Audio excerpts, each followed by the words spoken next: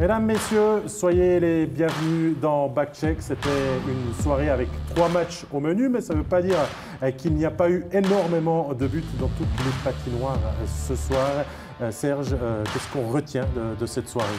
Lugano, victoire à plein gaz à Lausanne ce soir. Berne maintient le cap contre Davos, 3 points de plus. Et puis Ambry, grâce à un départ canon, s'impose assez facilement face à Zouk. Mais si on doit retenir une image, messieurs, je crois que vous êtes d'accord, c'est l'envolée magique de Leonardo Giannoni, mais cette fois-ci, pas vraiment à son avantage. Regardez.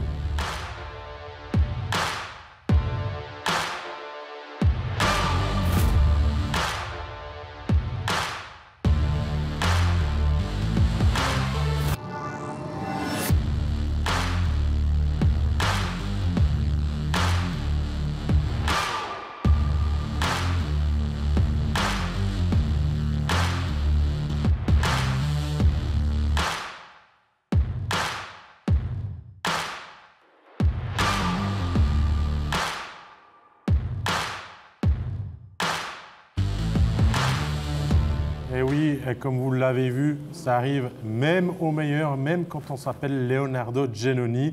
Et on va vous remontrer ce but tout à l'heure dans la chronologie de cette rencontre, justement, entre Davos et Berne, qui nous intéresse comme premier match à vous résumer ce soir avec un début de rencontre qui va être en faveur de l'équipe qui s'appelle le CP Berne, bien évidemment, avec l'ouverture au score de Grégory Chiaroni, Steve Huard, dès la 3e minute de jeu.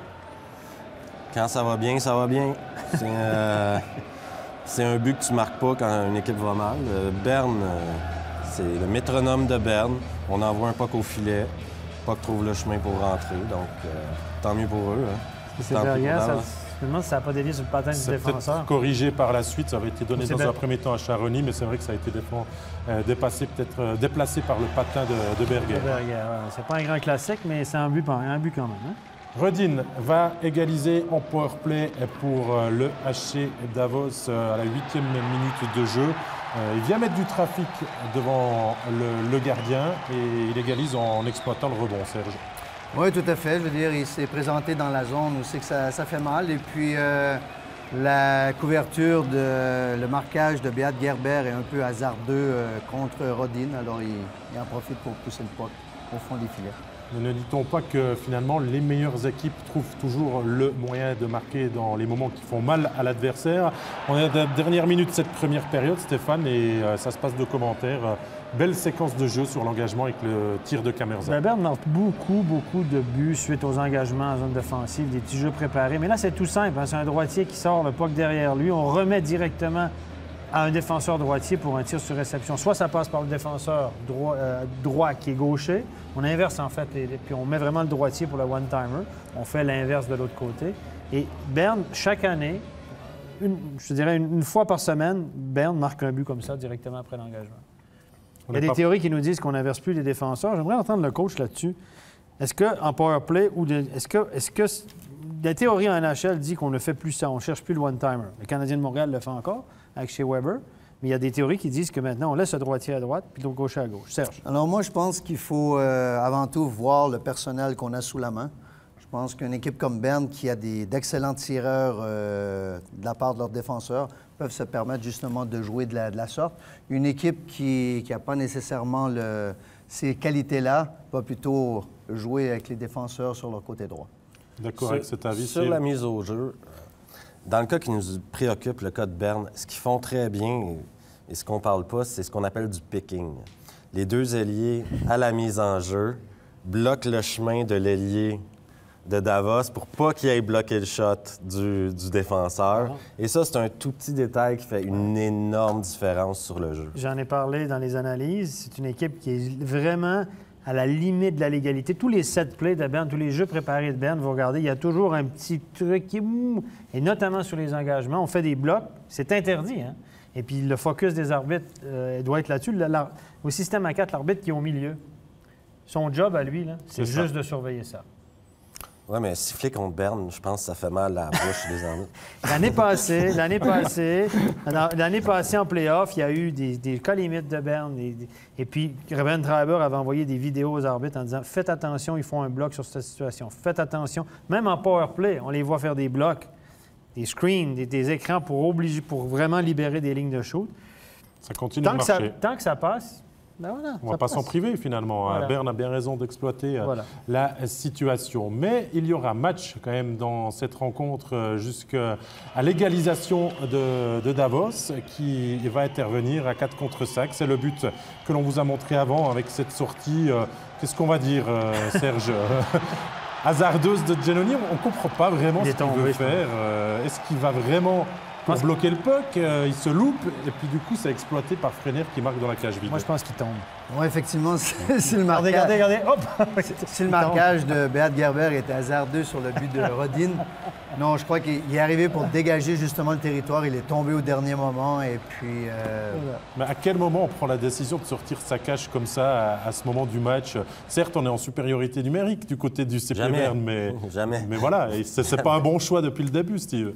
Mais non, mais c'est Giannoni. Il a le droit d'en faire une ou deux comme ça par année. C'est ça. Si ça arrive à un gardien recru, le pauvre gamin, il passe 3 heures dans la séance de vidéo à se faire crier dessus. Comment on dit au Québec? La fois que j'ai eu l'air le plus fou, bonsoir. Giannoni, il va t'en donner autant qu'il va t'en... Il va t'en donner beaucoup plus qu'est-ce qu'il va t'en coûter. Il a 2-3 crédits qui peuvent lui permettre de faire ce genre de performance. On est depuis 2-2. Berne va se ressaisir et Berne va repasser devant pour le 3-2. On retrouve finalement la ligne de parade du CP Berne. Simon Moser dans le dos. Arcobello, le puck logé par-dessus. C'est joli, Stéphane. Et ça permet à Berne de mener 3-2. Arcobello, il a un tir, regardez. Regardez, il ne regarde jamais sa rondelle. En aucun moment, vous avez vu, dès qu'il a passé le joueur, il a là, il ne regarde jamais sa rondelle. Il sait exactement ce qu'il va faire la tête haute, short side. Wow, c'est tout un tir, ça. Franchement, Arcobello, moi, il m'a... Lui, il en a nettoyé des lucarnes depuis qu'il est arrivé en Suisse, ce Arcobello. Oh, il le faisait peut-être déjà avant aussi, ça. Oui, non, mais... Toi, Serge, tu l'avais vu en Amérique aussi, Arcobello. Ouais, c'est un excellent joueur. C'est un excellent... un des beaux étrangers de notre championnat depuis des années. Des années. Il y a un tir d'NHL, ça c'est exactement. Clair. Ça c'est clair. Le 4-2, Berne se donne 2 longueurs d'avance, Steve Huard, avec ce but de Gaëtan Haas. Ah, bon. 3 défenseurs, 3 joueurs de Davos qui prennent des photos. Tout le monde regarde le puck, mais personne ne prend le joueur. Donc, un autre petit but facile sur un rebond. C'était pas une soirée de gardien dans tous les matchs qu'on a vus. Ça, c'est le résumé qu'on peut faire, ça, c'est sûr. C'est pas une soirée de gardien. On arrive à... Sauf pour Merzlikins. On y arrivera plus tard, mais je ne suis pas sûr qu'il a eu beaucoup de travail.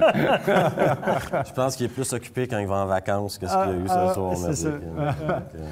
Messieurs, on arrive à un moment où on va retrouver notre sérieux parce que c'est le villageste de la soirée, 37e minute de jeu. Et devinez qui c'est qu'on retrouve dans le rôle du méchant, Stéphane? C'est le 81, mais c'est les 2 81 qui sont impliqués. Regardez, c'est 81 jaune, bam, entre les jambes. L'arbitre lève le bras. 2 coups de canne entre les jambes. La bagarre qui s'ensuit, Stéphane. Fenard va écoper 2+2+10, mais là, qu'est-ce que dit le règlement? Ils s'en sortent bien.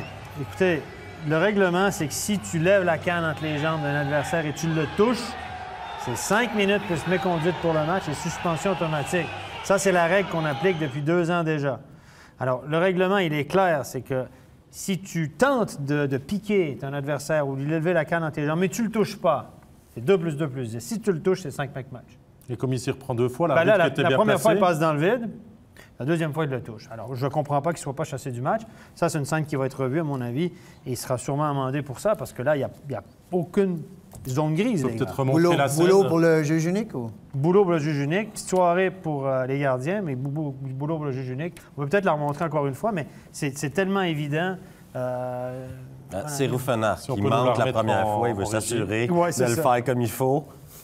Il prend le temps de... Ça, c'est vraiment une pierre deux coups. On peut quand même le dire. Pierre deux coups. On va pouvoir nous la remontrer. On nous dit qu'en régie, on a les images. Voilà, la première va arriver. Regardez bien. Il y a une petite poussette dans le dos. Ça, c'est normal. OK, bam, hop, une première fois. Regardez ici.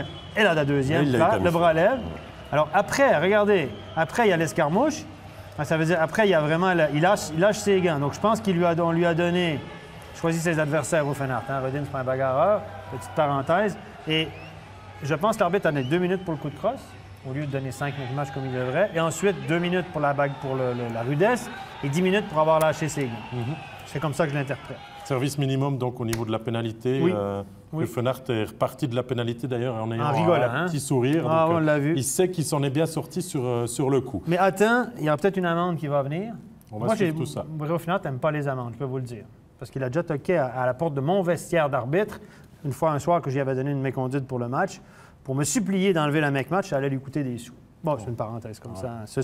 On a du temps ce soir pour le raconter. Ça fait plusieurs années, tout ça, Stéphane. Puis Je suis sûr qu'il a eu le temps de mettre de l'argent de côté. Puis il était accompagné d'un entraîneur très connu, d'ailleurs. Très, très connu. On dit ça, mais on n'en dira pas plus. Voilà. C'est sûr. Alors, on revient au match parce que Davos va quand même se donner le moyen d'y croire en fin de rencontre en réduisant le score à un peu moins de 9 minutes du terme en supériorité numérique. Là, sur une mauvaise scène défensive, Serge Pelletier du CP Berne qui permet à Lucas Ischier de marquer le but de l'espoir. On avait eu beaucoup de revirements ce soir, mais ça, c'est un joli à mettre en évidence. Donc, on voit ici la mauvaise exécution là, au niveau de la sortie de zone du côté de Berne et puis l'attaquant de Davos qui s'empare d'une rondelle libre. Et puis, ça vient une vie qui est facile pour Davos. 4e succès de suite pour le CP Berne. Davos qui ne confirme pas son dernier succès qu'il avait acquis du côté de Genève. C'est la tendance qui a été donc respectée au niveau du classement entre le leader et le 11e de la hiérarchie. Charles Dubois est sorti sur blessure suite à une charge. Donc, il n'est pas revenu. On espère que ce ne soit pas trop grave pour Félicien, évidemment, mais aussi pour Davos qui a bien besoin de lui en cette fin de saison. Que oui. Ça, mais Davos joue juste. Joue beaucoup plus juste qu'il jouait il y a quelques mois. Pas photo. Le changement d'entraîneur a fait du bien à Davos. Mais les résultats sont pas récompensés. Il joue du hockey structuré, il joue du hockey peut-être un peu moins émotif, mais beaucoup plus structuré et plaisant à regarder. Absolument clair. Ils ont de l'air d'une équipe de hockey quand ils regardent. Exact.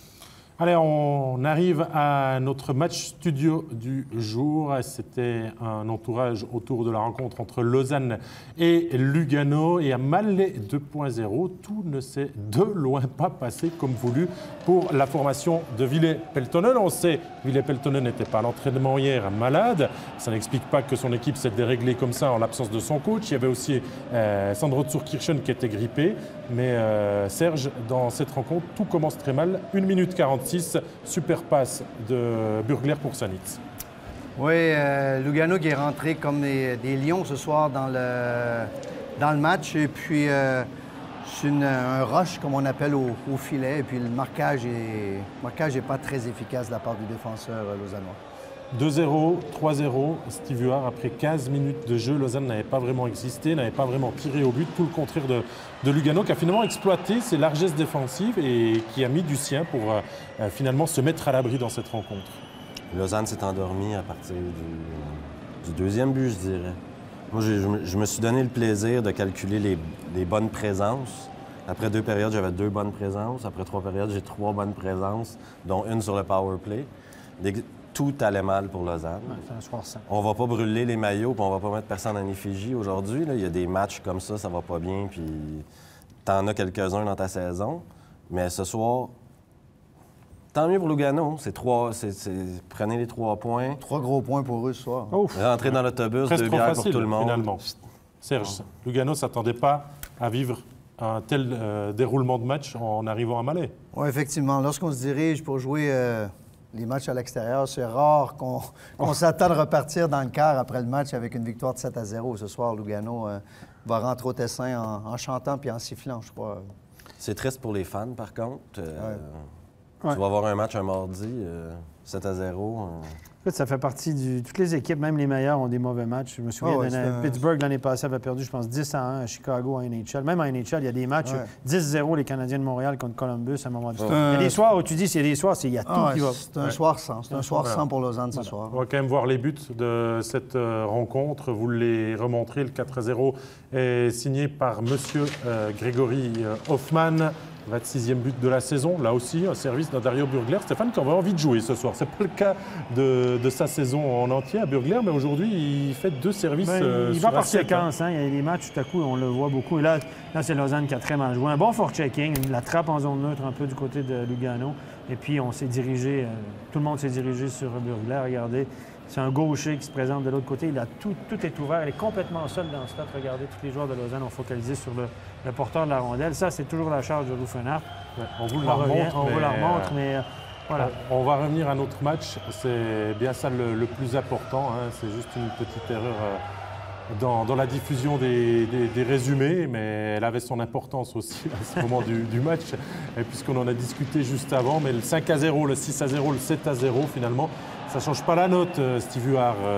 Lausanne n'était pas là ce soir. Mieux vaut perdre 7-0, oublier ce match et repartir avec un meilleur état d'esprit. Je pense que Serge va être d'accord avec moi, que tu perds 1-0, que tu perds 7-0, que tu gagnes des fois, tu gagnes des matchs que tu ne devrais pas gagner et tu es aussi fâché que si tu aurais perdu en tant qu'entraîneur. Ouais.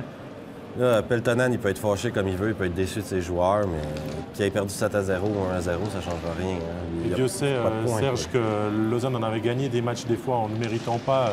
Les joueurs eux-mêmes l'avaient reconnu sur des victoires à Lugano ou dans d'autres matchs qu'ils ont gagnés d'un but, que c'est le retour de karma finalement.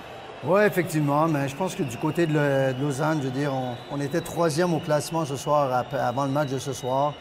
Voilà, quoi, on a mis moins d'ardeur au travail et puis c'est un match à oublier. Je pense que Peltonen va rentrer dans le vestiaire après le match et puis il va simplement dire, mettons une grosse roche par-dessus ce match-là et puis on passe à autre chose à partir de demain.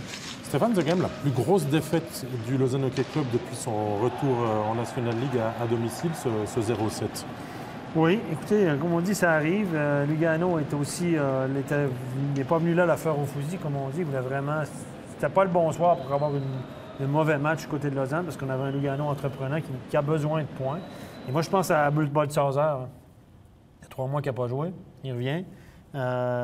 Christophe Huet nous disait en avant-match, c'est mieux de le faire jouer que des entraînements, c'est pas la même chose. 7-0, le garçon, hein, la confiance ne sera pas au maximum. Hein? C'est sûr. On l'a laissé tout seul. Je veux dire, il s'est trouvé 1 ou 2 fois. C'est vrai que sur le 2e, 3e, il y a quelque chose à dire. Je pense que Cristobal va être obligé de dire qu'on gagne sa confiance aux entraînements. Il va changer son discours. On va te faire des tirs faciles demain. C'est Cristobal qui va tirer dessus. Donc, Cristobal, c'est pas un joueur de hockey. C'était pas un joueur. Donc, ça va lui redonner confiance. C'est sûr, c'est sûr. Alors, on a une réaction à l'issue de cette rencontre. Elle est d'abord du côté de l'équipe gagnante avec un joueur vaudois. Mais du côté de Lugano, il s'appelle Sébastien Reuil. Sébastien Reuil, vous avez eu l'occasion de passer au-dessus de la barre ce soir. Et on peut dire que le travail a été fait et proprement. Oui, je ne sais pas exactement le classement, mais je crois qu'on est en dessus. Il y a encore des matchs à jouer, il n'y a rien qui est fait. Il faut qu'on travaille jusqu'à la fin, ça va être serré jusqu'au bout. On a vu que ce soir, quand vous gagnez 4-0 ou 5-0, vous n'avez rien lâché. Il y a encore des Luganais qui faisaient des sacrifices en se jetant devant les Lausannois. Exactement, on a joué vraiment 60 minutes du début à la fin. On a bien géré le match, les gens se sacrifiaient jusqu'au bout. Surtout, c'est pas aller chercher un shootout en plus pour Elvis. Non, on a fait un bon match complet ce soir et puis il faut qu'on continue comme ça si on veut aller chercher le plus de points possible. Lugano maintenant est parti pour se qualifier pour les playoffs, la dynamique est là. Comme j'ai dit, il faut aller prendre les points et puis on fera les comptes à la fin. Merci beaucoup Sébastien Reuil. On reste encore prudent hein, du côté de Sébastien Reuil. On sait que la route est longue. Réaction aussi du côté du LHC, c'est Loïc Hinalbon. Loïc Hinalbon, Lausanne est passé complètement au travers de ces 60 minutes de jeu. Comment vous expliquez ça? C'est le cas de le dire, on est passé à travers. On s'est pas montré ce soir, enfin, on n'était pas réveillés. Alors que Lugano, ils ont commencé vraiment fort. On a vu que ils étaient dans une situation de vie ou de mort, entre guillemets, où il fallait gagner ce match. Et puis nous, on s'est tout simplement pas montré aujourd'hui. À 0-3 après le premier tiers, on attendait peut-être une réaction dans le deuxième tiers, mais elle a pas eu lieu. Ouais, on a essayé, mais après, ça se joue sur des petits détails. On ne bloquait pas des shoots comme on a eu l'occasion de le faire ces 6 derniers matchs, même quasiment toute la saison. Et puis ça fait une grosse différence dans le résultat. On voit que ils ont beaucoup de shoots sur des rushs aussi. On n'a pas bien géré ce genre de choses, mais c'est un petit réveil et puis on va retourner au boulot. Merci beaucoup Loïc Hinalbon. C'est vrai, peut-être petite piqûre de réveil, de rappel aux choses sérieuses pour Lausanne. Après 6 victoires de suite, Stéphane, de perdre 7-0, ça peut remettre les patins sur terre, sur la glace? Ben, des fois, oui. Serge pourra en dire, les entraîneurs à côté de moi pourront en dire un petit peu plus, mais comment vous gérez ça? Comment tu gères ça, Serge Pelletier, après le lendemain d'une défaite comme ça? Tu parles, tu refais de la vidéo ou tu dis on oublie complètement puis on passe à autre chose? Bon, c'est toujours voir la situation. La Lausanne, je veux dire, sort d'une séquence de 6 victoires d'affilée. Ce soir, ils ne se présentent pas vraiment. Un soir sans. Je pense qu'il faut relativiser un peu du côté de Lausanne, je veux dire, la situation. Si c'est une défaite que ça arrive souvent, alors là, bien entendu, il faut intervenir parce qu'il faut se rendre compte qu'il y a une façon de perdre. Et puis ce soir, la manière n'était pas là. Est-ce que dans le discours à l'entraînement le lendemain, tu fais un rappel là-dessus ou pas du tout? On commence par ne pas envoyer le gamin de 20 ans à l'entrevue après le match. On est d'accord? Ça, moi, j'ai beaucoup de difficultés avec ça parce que Loïc, je l'ai côtoyé quand je travaillais à Lausanne, c'est un chic gamin, etc., mais c'est pas un joueur d'impact encore en Liga. Ouais. Quand tu perds 7-0 à la maison, respecte tes fans, envoie quelqu'un qui a un impact sur le match, parle aux médias après. Puis pour ce qui est de l'entraînement, la vie continue. Il y a un match jeudi, je crois. Jeudi ou vendredi. Vendredi. Donc, on prépare le match de vendredi, puis on s'attend qu'on va mettre Zurkindchen sur une intraveineuse de néocitran. C'est sûr. On soignera la grippe à sa manière du côté du LHC, mais messieurs, mes invités, il y a une rubrique quand on parle de match studio qui s'appelle le top et le flop. Vous avez dû choisir pour le meilleur élément et le moins bon. On commence par le meilleur avec, il est du côté luganais, Serge, avec Tyler Chorny.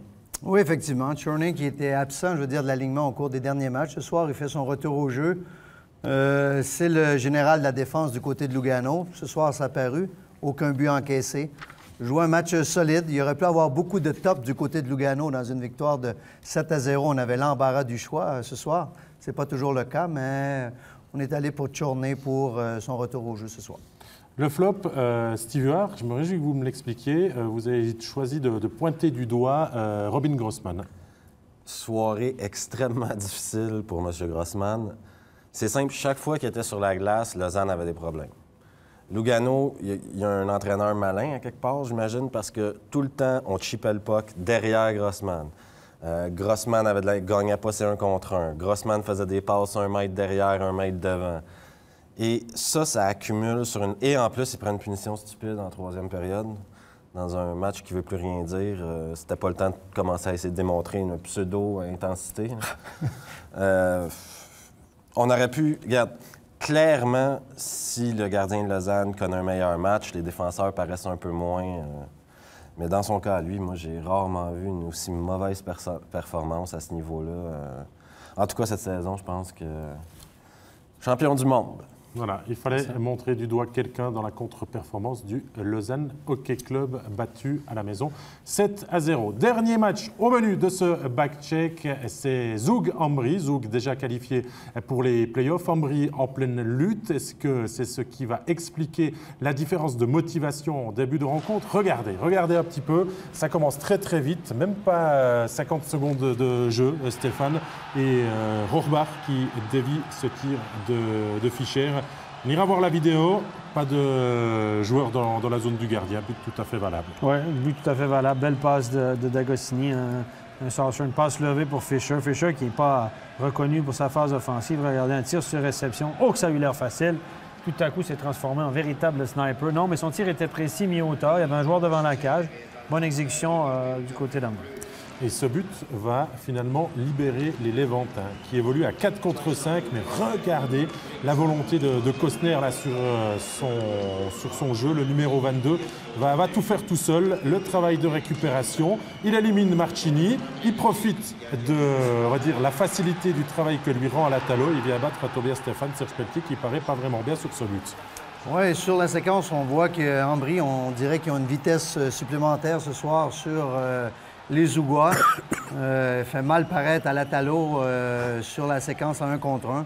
Et puis son tir de revers qui fait également mal paraître Tobias Stéphane. Allez, Kubalik juste derrière pour le 3-0. Va y aller aussi de son petit numéro, Zug. Steve, toujours en supériorité numérique, la concède de but en short-hander. Ouais, pardon. Pour les fans de Lausanne, je suis un peu déçu parce que c'est votre prochain gardien. Et il connaît pas exactement un bon match ce soir non plus. Donc, C'est vraiment une soirée noire pour Lausanne. c'est une soirée Pour le noire présent et pour le Lausanne. futur. C'est Tobias Stéphane, il en connaît des mauvaises aussi. Et Ouais. quand tu donnes un rebond comme ça à un joueur comme ça, ben, ça finit exactement comme ça s'est terminé. Un but de plus. Ambry va quand même montrer qu'il sait marquer en jeu de puissance. Hein. C'est une équipe très performante dans cette situation, surtout Stéphane, quand on a un Matt D'Agostini avec la précision de son tir. Regardez tout l'espace qu'il a. Le champ est libre. Le joueur, il n'y a personne dans la ligne de shoot. Il bat Tobias Stéphane côté rapproché. Écoutez, là, on ne va pas blâmer Stéphane. Le tir était quand même bien placé sur réception. Rapide. Assez rapide. On va donner crédit à D'Agostini, les gars, non? On discutait tout à l'heure si on devait inverser les joueurs, justement, dans ce genre de situation-là. Effectivement, si j'ai D'Agostini dans mon équipe, Oui. il va également jouer à la même position. Pour le tir sur sur le- réception, sur on le est shoot. d'accord. Ouais. Ça, c'est vraiment Mais un sniper. Steve, à ce moment-là, il y avait 8 minutes 41 simplement au chronomètre et déjà 4-0 pour Ambry. Ouais. Et imaginez le score si Zouk décide que le match commence à 0-0 au lieu de décider de commencer le match à 20. Ambry, c'est une équipe qui est capable de faire ça, qui est capable de sortir un 20 minutes comme ils ont sorti là dans la première période. Incroyable. Parce que Zouk les a sûrement pas pris au sérieux quand ils sont... Parce que ça fait partie malheureusement du hockey, équipe de deuxième place, nous on s'en va en play-off, Des soirs comme ça. peu importe. On est déjà qualifié. Et Ambry ont besoin des points. Ambry, eux, ils regardent en avant. Plus ils veulent arrêter de regarder derrière, ils veulent commencer à regarder en avant. Les gars, je vous pose la question. Est-ce qu'on rentre dans la phase de la saison où les équipes qualifiées, faciles comme Zouk, oui, premier ou deuxième avec Berne, est-ce qu'on rentre dans la phase de la saison où les gars ne veulent pas se blesser? Se dire, oh, là, on va moins intéressé à bloquer des shoots, moins intéressé à donner des mises en échec. Est-ce qu'on rentre dans cette phase-là pour On y Zouk, pense. par exemple? Moi, si je regarde Zug et Lausanne ce soir, je suis obligé de répondre oui. Oui, hein? Pourquoi est-ce que Berne n'est pas comme ça? Bonne question. Berne ne change pas sa manière de jouer selon qui il joue. Est-ce que c'est à Lausanne, est-ce que c'est la première fois qu'ils se retrouvent troisième? Est-ce que c'est nouveau pour eux de se retrouver haut de tableau? Zug, c'est les éternels deuxièmes, je crois, depuis un certain Oui, c'est vrai. c'est vrai. Est-ce qu'on va apprendre de nos erreurs à un moment donné puis se dire que... C'est peut-être la grande différence entre les équipes gagnantes et les équipes championnes. Peut-être. Ouais. Peut-être. Allez, messieurs, on va voir quand même tous les buts, vu qu'il y en a eu beaucoup dans cette fin d'émission. Il y aura d'abord, on va dire, à ce moment du match, la réaction de Zug. Là, Albrecht, dans son déplacement, perd le puck. Ça parle à Reto Souri, qui était derrière en deuxième rideau pour pouvoir battre Manzatto dans les buts, hein, qui gardait le filet parce que Kuntz a une petite blessure qui n'a pas pu lui permettre de tenir sa place, hein, sans danger, selon les dernières informations pour Benjamin Kuntz. Mais derrière, Ambry va une nouvelle fois pouvoir se baser sur son jeu de puissance, sur la fin de son jeu de puissance pour se mettre à l'abri à ce moment du match. Quand même, on est à 30e minute de jeu, 5-1, Bianchi qui va de son but. Finalement, les situations spéciales de ce soir, on le verra encore en fin de rencontre, Steve, ont eu leur importance dans cette rencontre. Dans le cas du but de Bianchi, mon souci pour moi, c'est le travail de Stalder. Aucune intensité. On demande de gagner tes 1 contre 1 devant le filet. C'est l'endroit où tous les entraîneurs, tu dois bloquer la canne du joueur. Tu dois t'assurer qu'il ne puisse pas prendre cette passe-là ou tu dois couper la ligne de passe. Dans le cas qui nous occupe, il fait ni un ni l'autre. Et en plus, il est à l'extérieur du joueur, donc derrière le joueur. À part prendre une punition, il n'y a rien qu'il peut faire pour l'empêcher de marquer un but. Il y aura la réaction et le retour aux affaires de Zug, hein, qui en l'espace de... Allez, je vais dire 2 minutes, un peu plus de 2 minutes, va marquer 2 buts coup sur coup. Everberg, tout d'abord, à 5 contre 3. Ça paraît facile, Stéphane. Et ensuite, Reto Souri qui va mettre le doublé pour lui ce soir. Là, c'est la patience de Garrett. Vous allez voir, regardez, on voit, la caméra, c'est bien regardé. On voit exactement ce qu'il voit. Regardez, le défenseur est couché. Il attend, il passe. Ça passe pas juste au-dessus de la jambière et retombe juste au bon endroit. Et ça prend une paire de mains, je vous le garantis. Et le 5-3 signé Reto Souri, ce serait une déviation sur un tir de Schlumpf qui va permettre à Zug, à ce moment du match, de mettre la pression quand même sur Ambry. Peut-être qu'Ambry s'était vu gagner la rencontre Serge Pelletier un peu facilement et il a fallu se reconcentrer pour les Levantins. Oui, sur le 5-3, avec autant de minutes à faire, c'était loin d'être terminé, surtout à Zug avec la qualité et le punch offensif qu'ils ont dans leur équipe. Mais Ambry a bien tenu jusqu'à la fin. Oui, parce que Ambry va pouvoir aller inscrire le 6-3 dans la cage vide dans les derniers instants. Le score, finalement, n'est que anecdotique. On connaissait le vainqueur à ce moment-là. C'est Noël Trisconi qui marque dans la cage vide. Ambry, Stéphane, efface finalement de la meilleure des manières sa défaite à Langnau et retrouve rapidement le chemin de la victoire. Écoutez, cette équipe-là n'a pas... L'année passée, ils ont été bons, mais en deuxième partie de saison, ils cumulaient des séries de défaites. 2, 3 défaites consécutives, 4 défaites. Cette année, pas de série de défaites consécutives. Ils réussissent à rebondir chaque fois.